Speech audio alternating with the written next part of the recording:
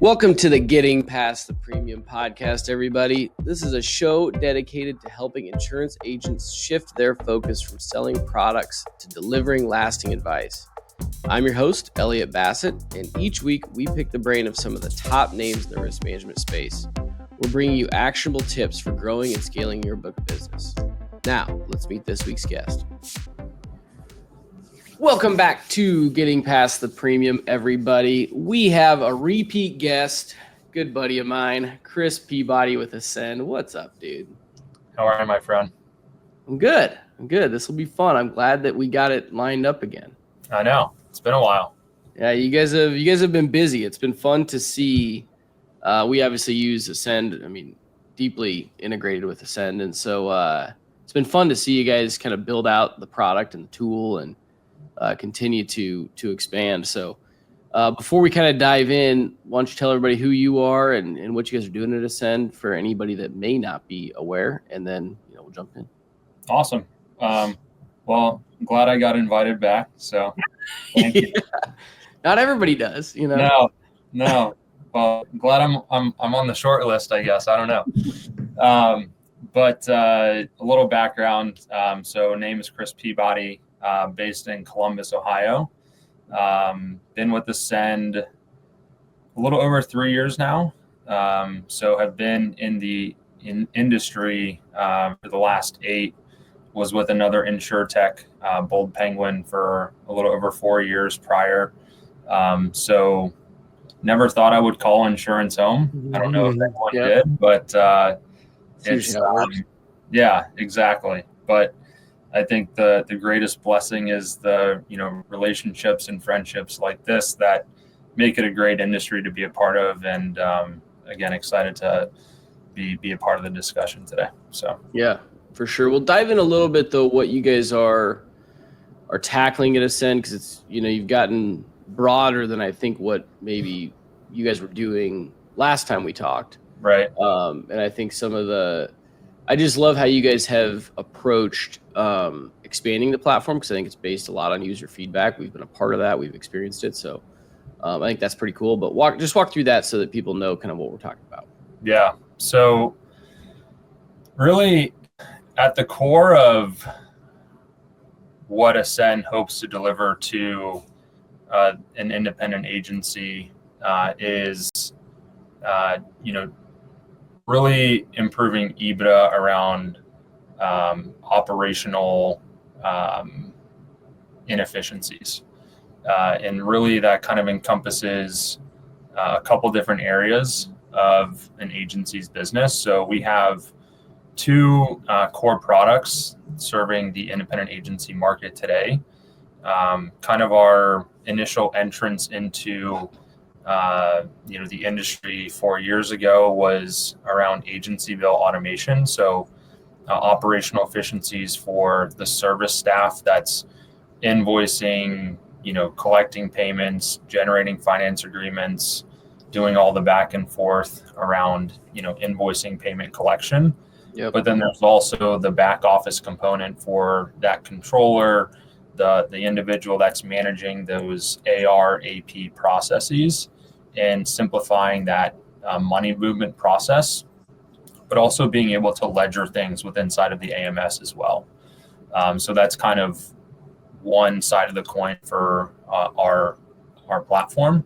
And then the second component being direct bill reconciliation. So, we hear a lot of agencies are staffing 2, 3, 5 folks that are involved in, the data entry, pulling statements, having to work with account managers to rectify, differences as to the statement says this, but Epic's telling us that. So we need to get those updates made.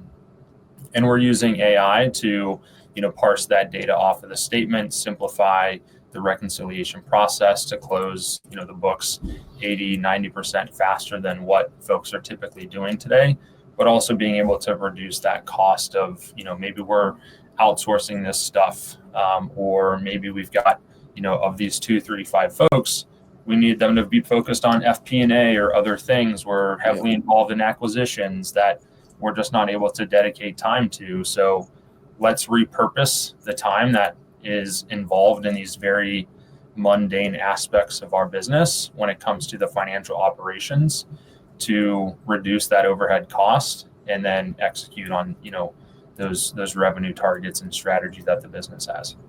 Yeah, totally. And I think what's interesting as you talk through that, agency bill being one, I think a lot of agencies sometimes overlook that particular process in their firm because it's just like something you've always done and hasn't been. Once direct bill came around, it wasn't as big of a deal. And I think when it's soft market, carriers are writing for their broader appetites, so you can put more with direct bill carriers. I think over the last couple of years, we're seeing in a hard market where we've got to go to E&S or we've got to there's less options to place that business. We're seeing a lot more agency bill. And so I definitely agree with you on the efficiency and the operational efficiencies you can get and things like that internally, 100%. I also don't want to lose sight, though, of the client experience aspect of it. That's one of the big things we looked at is we just knew we didn't have a great client experience as it related to when we were doing agency bill because it's just very manual. We didn't have any tech behind it.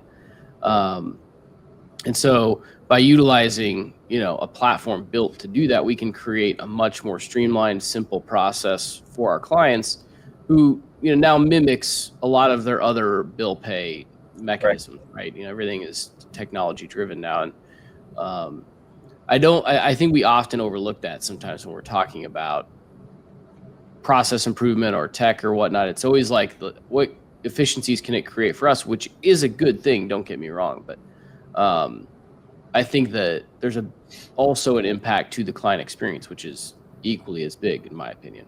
No, 100%. And I think the other, interesting benefit or impact that we've been able to, provide our partners on the agency bill side has been this approach of standardization, right? Hey, this is regardless of how we're going to invoice the client, like this is the workflow and the client's going to know what to expect, regardless of how they're going to make, a payment through this, branded ecosystem to, you as the trusted advisor. So always trying to maintain that, trusted advisor insured relationship, although powered by Acsend, so to speak. But when we think about, lack of standardization that can happen inside of an agency, it's like, well, I'm going to create this Word document as my invoice and I'm going to put this, that, the other. And that's how, James does it. But Susan does it a little bit of a different way, or maybe the templates don't match because James couldn't find it during his onboarding, but Susan's been here for 12 years and she has what she needs. So like trying to just create this, to your point, very standardized approach. So that way, regardless of how long James or Susan or whomever's been doing it, the insured's always going to experience that exact same, process. Yeah, totally. And I think, on that note, one of the things that, getting a purpose-built technology like Acsend can help, and this goes for anything, not just Acsend, but, a lot of times we end up creating the workflows in our agency because, traditionally tech hasn't talked to each other or, we are doing it manually, which means that we're manually creating the activities and expecting our team to follow the right process, which, with the right training and everything is obviously doable, but it also creates that human element where mistakes can happen. If somebody didn't get trained right, that can create those types of mistakes, or just doing things different, maybe not a mistake. But when you bring in a technology that kind of creates the workflow for you, or where you can systematize the workflow and it just walks that person through the agency bill workflow, you can create obviously standardization, a ton of efficiency, and I think a better client experience all in one. And we've just been experiencing that across the tech stack where we're trying to use tech to standardize more of that versus having to build our workflows because either the tech isn't there or we don't have technology that can do that for us. Yeah. Well, I mean, here's the segue into AI we're about to make, right? Yeah. But, I think a comment first is that when we're onboarding agencies and when we're engaged in, long-term partnerships with agencies, we always have a dedicated customer success manager. You guys work with Jack, right? Yep. Who's been with you since day one. And our approach is to kind of bring those two worlds together, right? Where we have these processes that we've spent time building to ultimately try to create scale, and then also leverage software to take that scale to the next level. And so we want to be nimble to those processes and those workflows that are already in place, but kind of inject a steroid, so to speak, to take it to the next level. And so part of our approach of helping create standardization and one particular use case around the invoicing side that our partners have just been super excited about is instead of the traditional process of you having to get a set of quotes from RT Specialty and CRC and Burns and Wilcox and the usual suspects and key all that stuff into Epic or whichever AMS, create that template invoice that James is doing one way, Susan is doing another. Oh, I forgot to list out what's pure premium versus the surplus lines taxes versus the stamping fee and all this other stuff, right?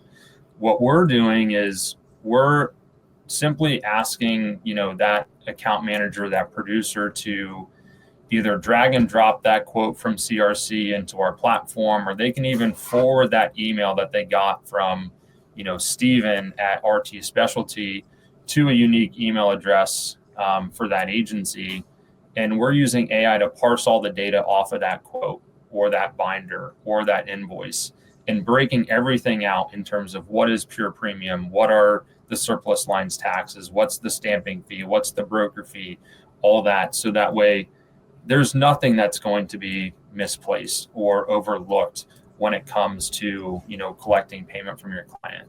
Because the last thing you want to do is be like, oh man, I forgot to add this, $500 broker fee that RT or CRC is asking for. You kind of look like a fool going back to your client and saying, hey, I forgot to collect that, right? You're almost better off just, taking it out of your own pocket. So that way you don't, have that conversation. But I'm sure agencies are having to have it all the time. And it's not, what we're coming to find is it's not always a lack of competence by the individual. It's that there is so much flooding these people's plates that we're human. We are bound to overlook something, right? And it's just the nature of when we are operating at a capacity that's not sustainable, and we're trying to hit that 5, 7, 10% growth year over year, but we still only have the 12 or 25 folks that are involved in this process that have been doing it for the last 5 or so years. It's like, at what point is there going to be that breakage? At what point is there going to be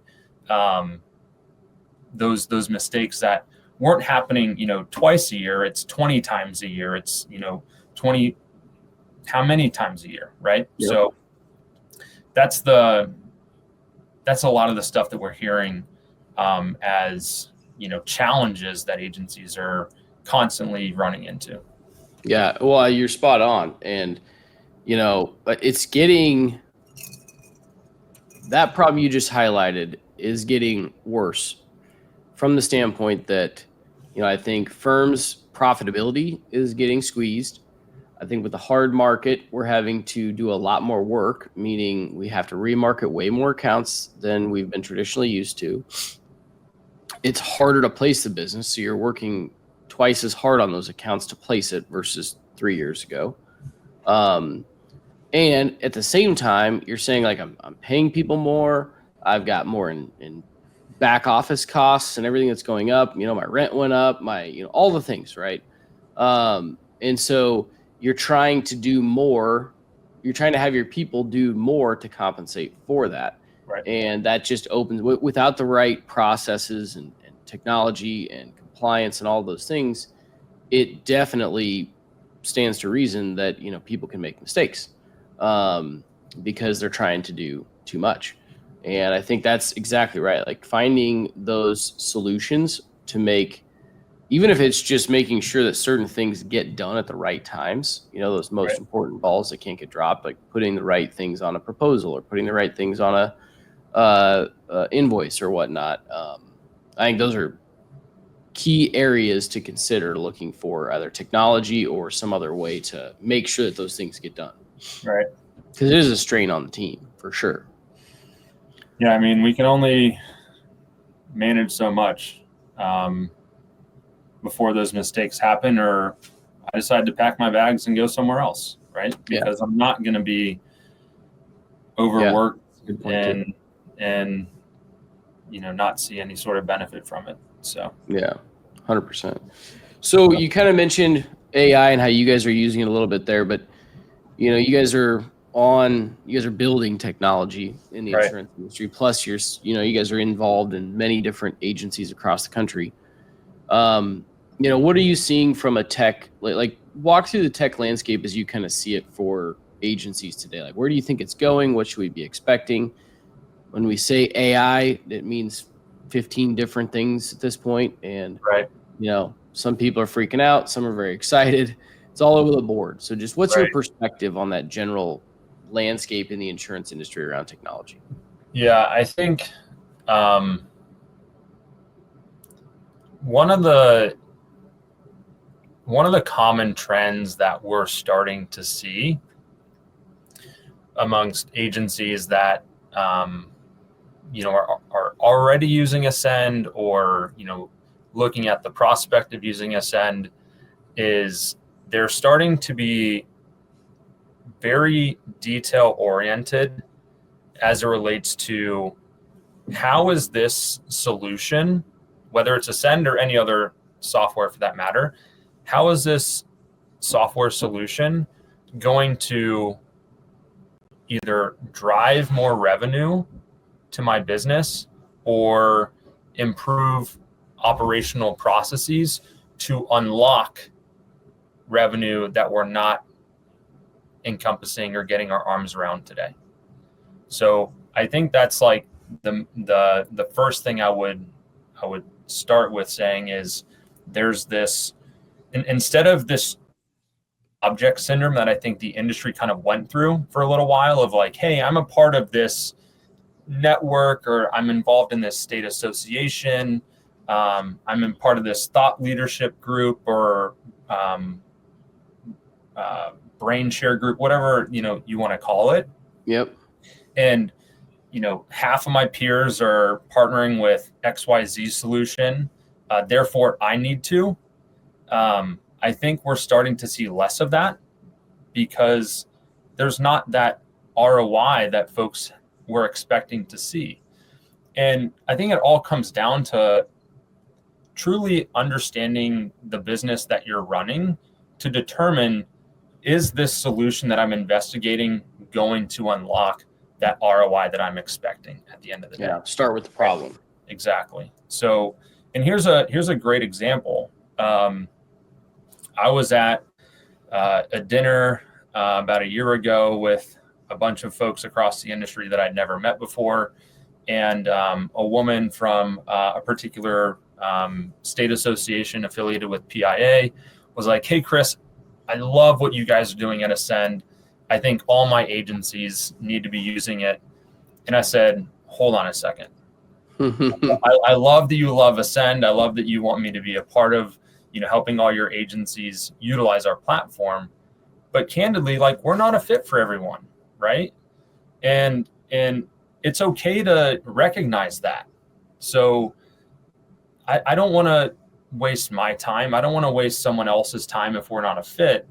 And it all stems to, you know, back in the, you know, the early days of Acsend, it's like, hey, we'll talk to anyone, right? Yeah. But we will be able to find out very quickly, is there an opportunity or not?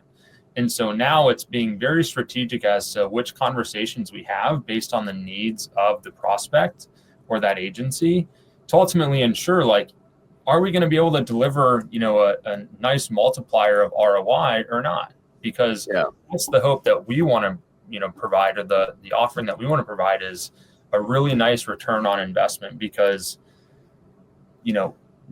there's a lot that's happening out there. And so I think it really needs to be an understanding first of, what's the business that you're running? Do you have a particular, niche that you focus on, or is more of your business, with direct writers, or is it with the wholesale market? And what are the things that your team is doing today that is repetitive, is mundane, is not where they should be spending their time? And then starting to investigate what are solutions that can, accomplish those things that my team is better off not doing, and I allow software to take that place. So I would say, to get back to your initial question, the resounding theme that we're hearing is software, whether AI is baked in or not, needs to be delivering a strong ROI multiple. Otherwise, it's something that folks are not willing to invest in. What we're starting to see around us, and where technology is going. I mean, I think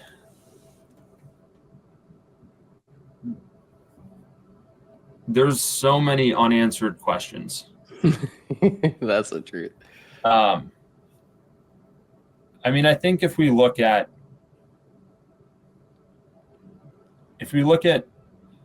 how Acsend is utilizing AI, for example, I think it's a very tangible way to grasp AI and how it can be implemented inside of a business, where we are simply extracting data off of a unstructured data set and standardizing it in a format that can be utilized in a more effective way. And for those that don't necessarily understand what I just said, again, back to the example of using AI for the invoicing piece on, agency bill invoices, we're able to pull, data off of a document, whether it's a quote, a binder, an invoice from any, wholesale broker, MGA carrier, and accurately state who's the named insured, what's the premium due, what's the surplus lines tax versus a stamping fee, so on and so forth. And simply package that up in a format where, your service team can get that invoice out to your client. On the direct bill side of how we're simplifying things from a reconciliation flow, regardless of if the statement comes in an Excel format, a PDF format, it's taken, via picture on a phone, we're able to parse that data off of a statement, organize it in a format, and, bring it back to the AMS in a format, so that way, you can close out that particular statement and close the books with that particular carrier, compared to however many formats we're seeing from all the different carriers you're writing business with. And oh, by the way, they're going to change that format maybe once or twice a year per carrier as well, right? Yeah. So we're always having to be nimble as humans and adjust when things are changing around us, where we're able to utilize AI to, be nimble for us.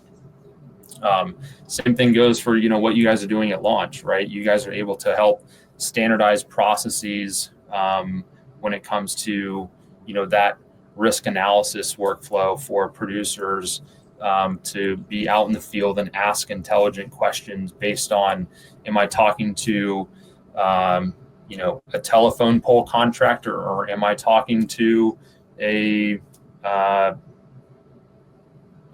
multi-million-dollar law firm, right? I think the examples go on and on.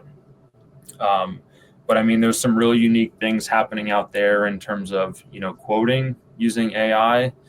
I've started to see folks that are now dabbling in using AI as like, routing phone calls. Yeah. That's a really interesting use case.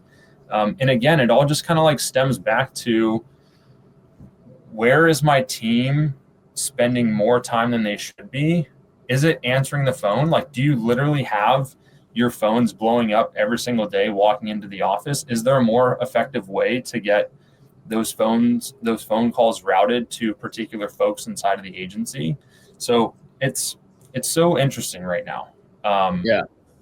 And I don't think we have like a clear answer, because the use cases are so many right now too. Yep. So I think that's the other complexity, being in the insurance industry where we are already risk averse, and we've been, somewhat slow in comparison to other industries to adopt technology.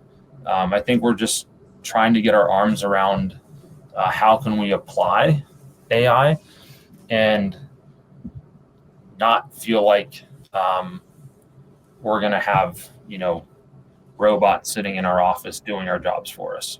Yeah.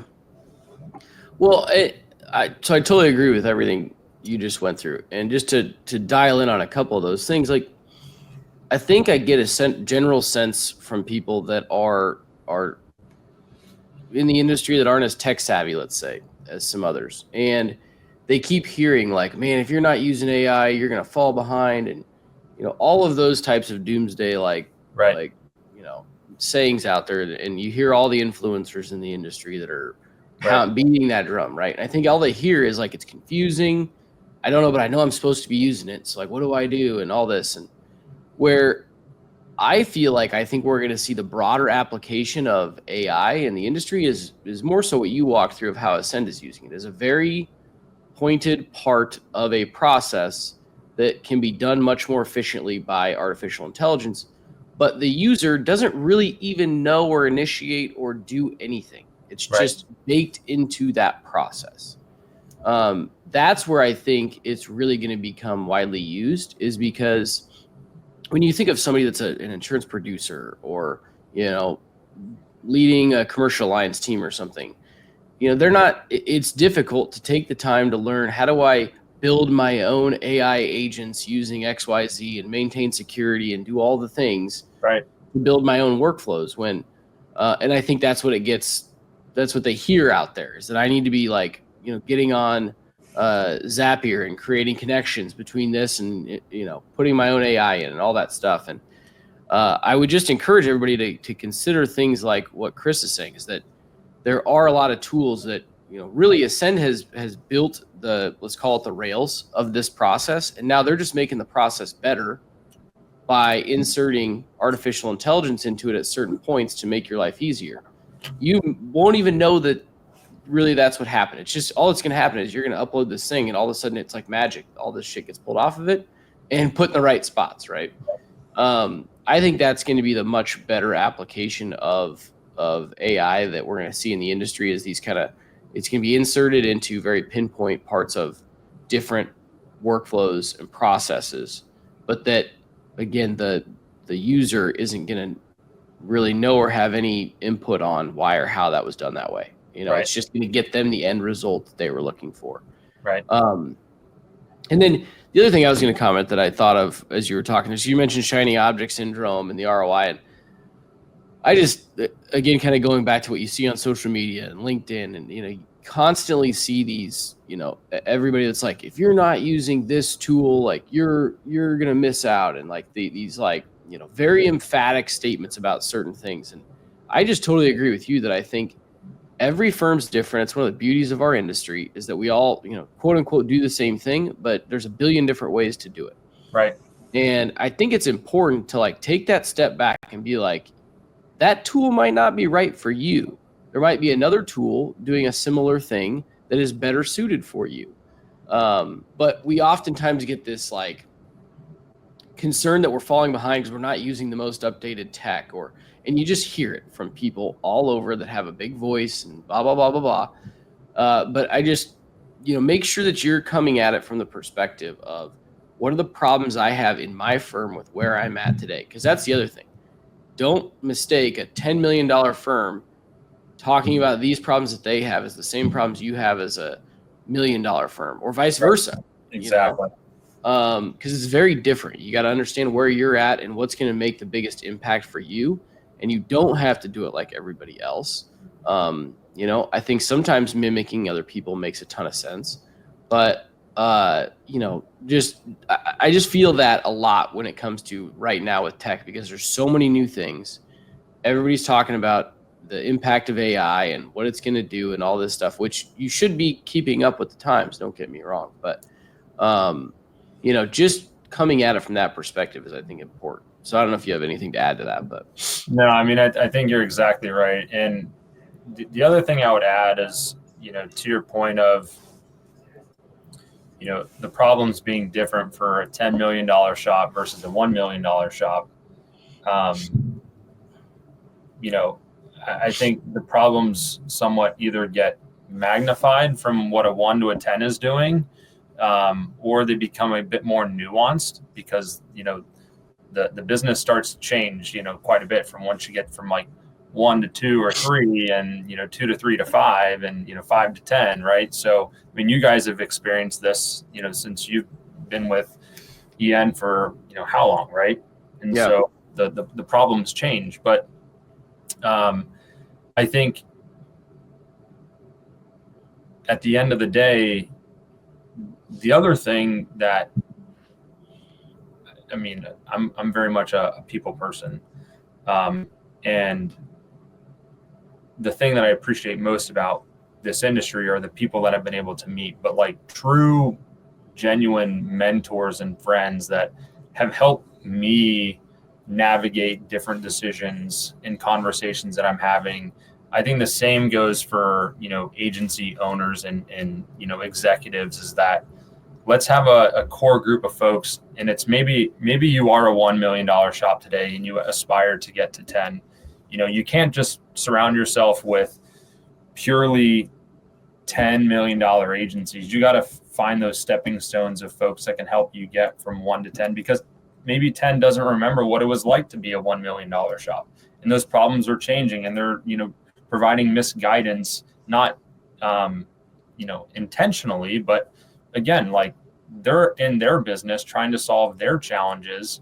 And it's not always the same as what, a $1 million shop could see. So being able to have those relationships of, okay, here's the 2 problems that I'm trying to solve this quarter, right? Or maybe it's the 2 problems I'm trying to solve this year.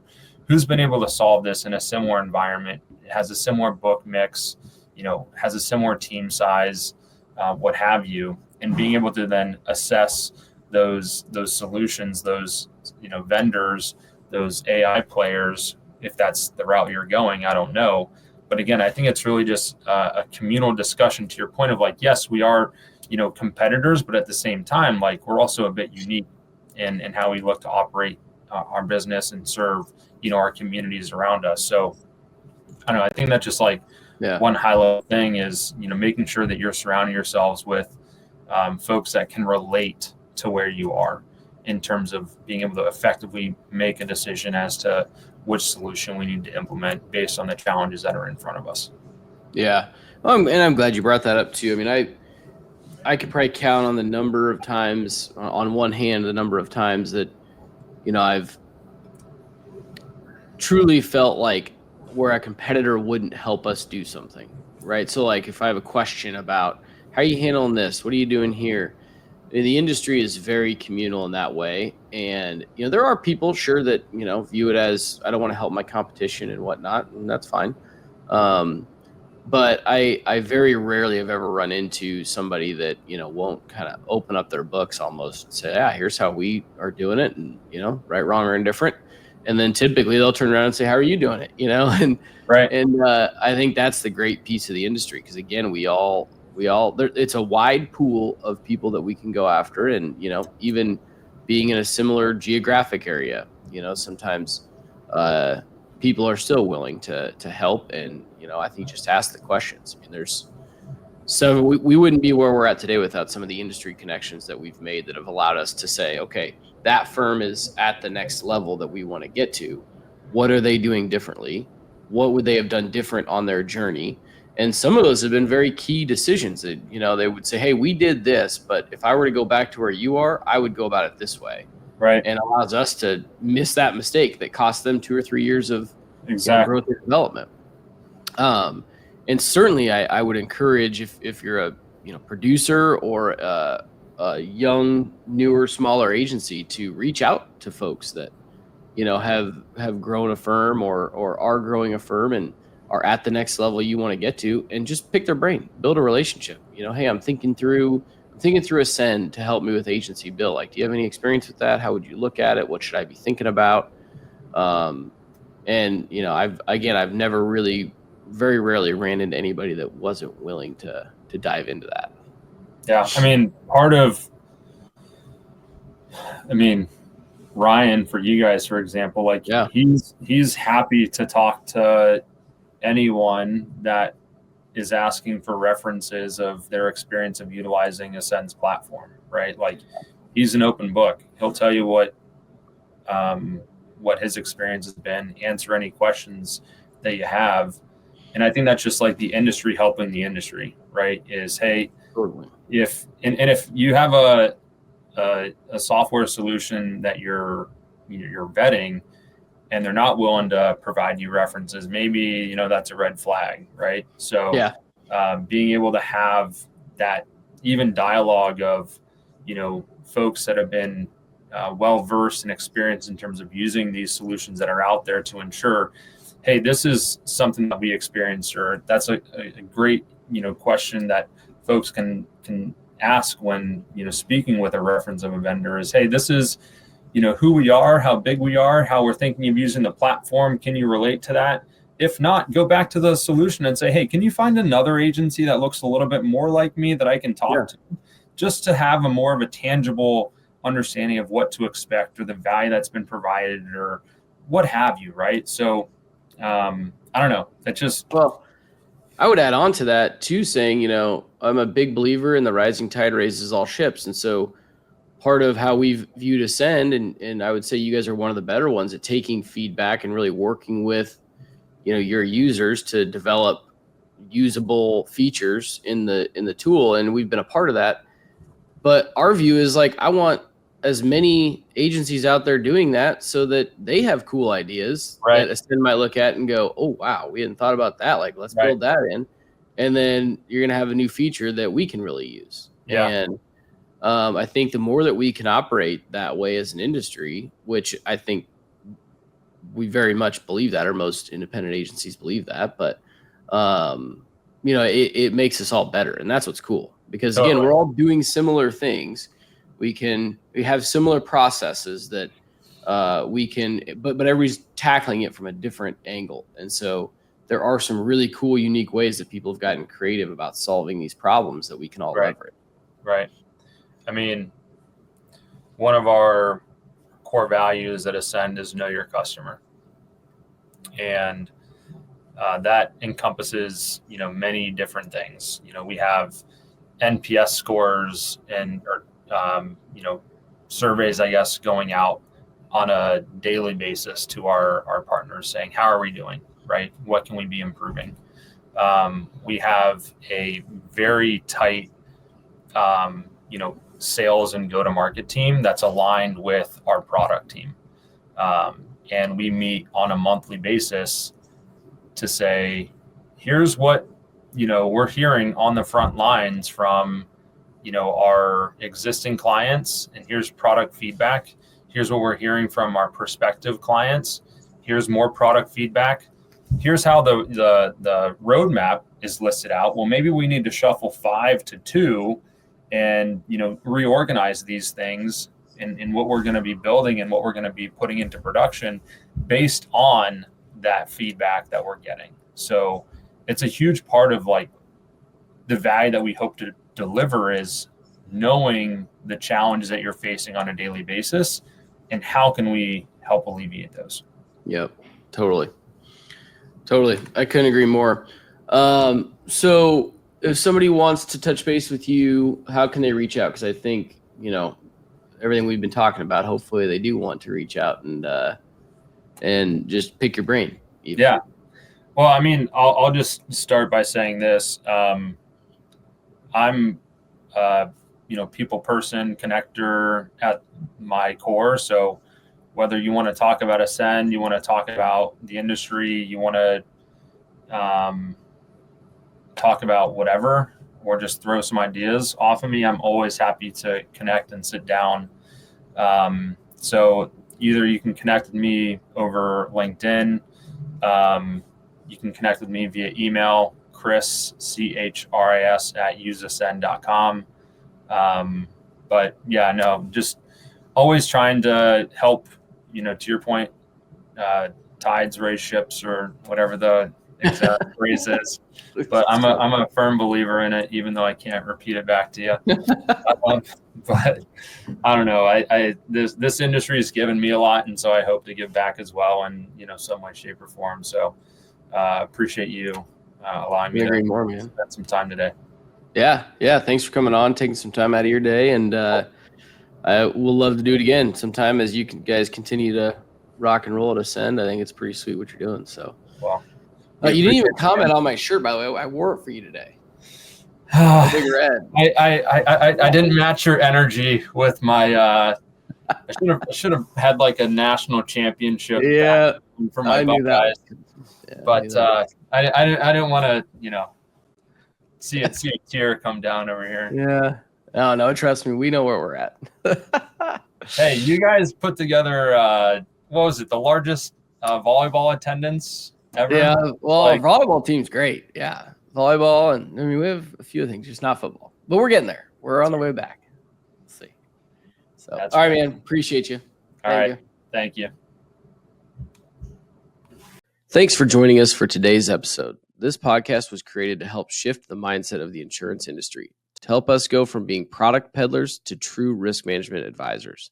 It's that same philosophy that led us to create Launch, a risk management tool that helps you, the producer, have in-depth conversations about a client's risk. Launch walks you through the assessment process, builds in-depth reports and risk scoring based on your client's answers, and delivers the presentation tools to help you close the deal. Check it out for yourself at getlaunch.io, and let's start shifting the mindset of the industry together.